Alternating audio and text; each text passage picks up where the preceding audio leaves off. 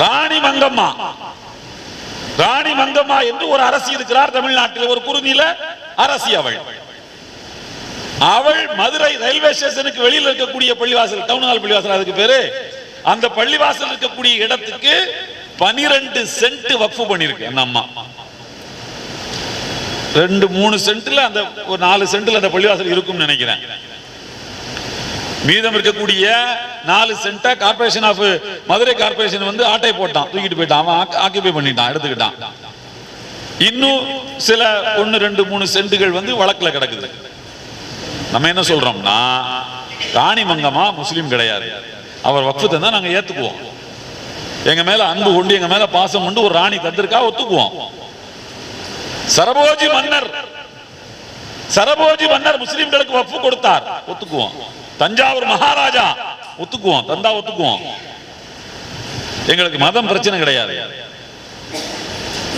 அப்ப நீங்க இதுல மெம்பரா சேர்த்துக்க வேண்டியதானே, நான் முஸ்லிம்ஸ் மெம்பரா சேர்த்துக்க வேண்டியதானே அப்படின்னு உச்சநீதிமன்றம் கிராஸ் பண்ணுது.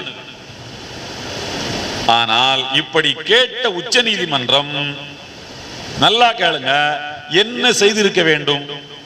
ஒண்ணு, நான் முஸ்லிம் வக்ஃப் கொடுத்தா செல்லாது என்று சொல்லிவிட்டு, நான் முஸ்லிம் அதுல மெம்பராகவும் போக கூடாது, வக்ஃப் கொடுக்கவும் கூடாது அப்படின்னு சொல்லி, இது only for Muslims by Muslims வந்து டு முஸ்லிம்ஸ், முஸ்லிம்களால் முஸ்லிம்களுக்கு கொடுக்கப்படக்கூடிய வக்ஃப். இது முஸ்லிம் அல்லாதவர்கள் கொடுத்தாலும் நீங்க ஒத்துக்கப்படாது, முஸ்லிம் அல்லாதவர்கள் அதுல மெம்பர் அவன் சொல்லக்கூடாது அப்படின்னு சொல்லி இருந்தா அவன் யோக்கியன். இந்த தீர்ப்பு யோக்கியமான தீர்ப்பு என்று நாம் ஒத்துக்கொள்ளலாம்.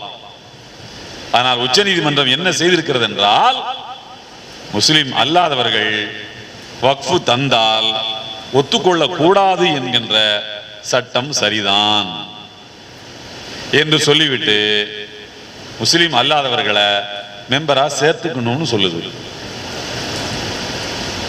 முஸ்லிம் அல்லாதவர்களை மெம்பரா சேர்த்துக்கொள்ள வேண்டும் என்று சொல்லுகிறது.